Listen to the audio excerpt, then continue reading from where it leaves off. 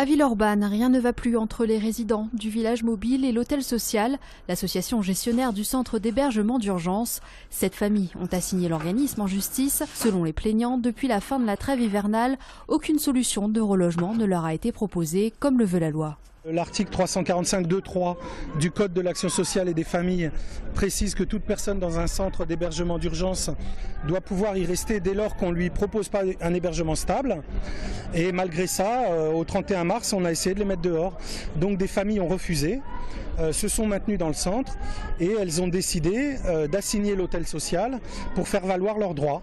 Pour le moment, la quarantaine de personnes vit toujours ici, dans ces conteneurs, car selon l'association, aucune demande d'expulsion ne leur a été formulée. L'objectif de ces familles était de pouvoir retarder l'expulsion, ou en tout cas de sortir avec un hébergement pérenne, et encore une fois, on partage. On comprend leurs préoccupations, simplement elles se trompent de cible, et ce n'est pas l'assaut qui doit être mis devant ses responsabilités, mais en l'espèce les services de l'État qui n'assurent pas d'hébergement à la sortie du plan. L'audience qui devait se tenir aujourd'hui au tribunal de grande instance de Lyon a été reportée au 2 juin prochain. Autre renvoi, celui du procès de l'opposant au Grand Stade. Cet après-midi, le tribunal correctionnel de Lyon devait juger Éric Pétotin, mais la présidente a décidé de reporter le procès au 22 octobre prochain, estimant que l'avocat de l'opposant, Étienne Tête, avait envoyé ses conclusions trop tard ce lundi matin pour permettre au procureur de les étudier. Le 13 janvier dernier, en compagnie de plusieurs opposants à Ouelland, Éric Pétotin avait bloqué les accès au chantier, occupant même l'une des grues. Récidiviste, militant écologiste de longue date contre ce qu'il appelle les grands projets inutiles, il risque jusqu'à 1 an de prison ferme et 100 000 € d'amende. Justice toujours avec l'annonce ce matin de la création par le barreau de Lyon d'une équipe spéciale d'avocats pour traquer le racisme et les discriminations. Un comité de 13 juristes formés plus particulièrement sur ce type d'affaires en pleine recrudescence.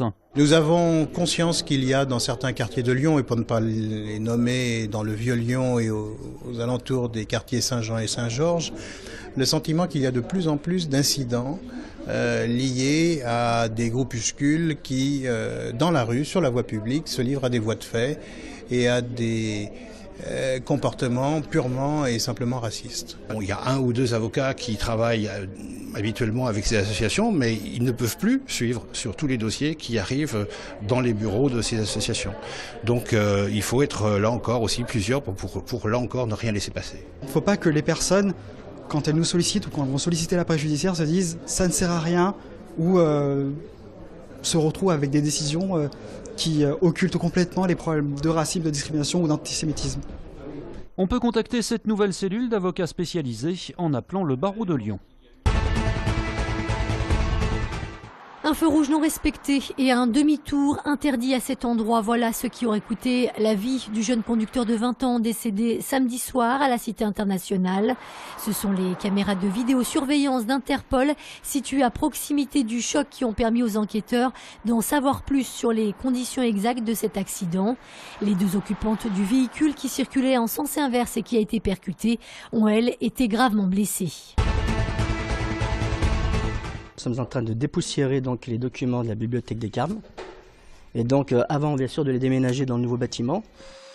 Atelier dépoussiérage pour ces milliers de documents, vieux pour certains de plusieurs siècles.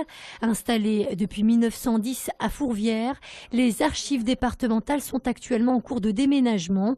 Une opération particulièrement délicate, préparée de longue date. Ça fait plus de 10 ans que les archives départementales du Rhône se préparent à ce déménagement. Et on n'a pas tous les documents d'un même format.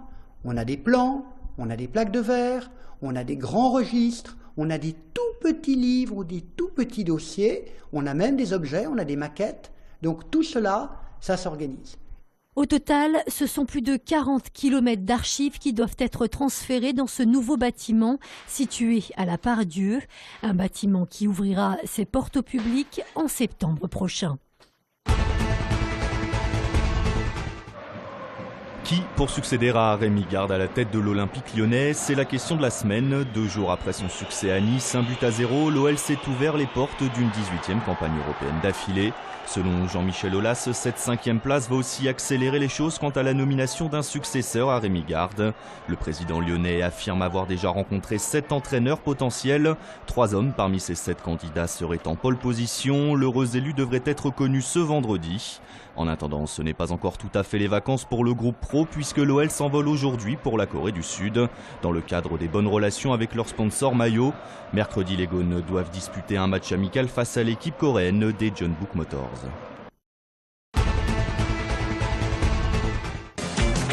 Les battements de mon cœur ne cesseront pas ma belle erreur.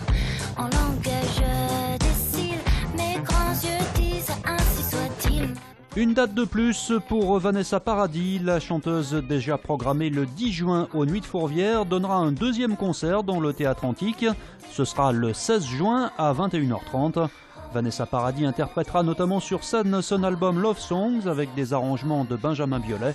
La billetterie est ouverte.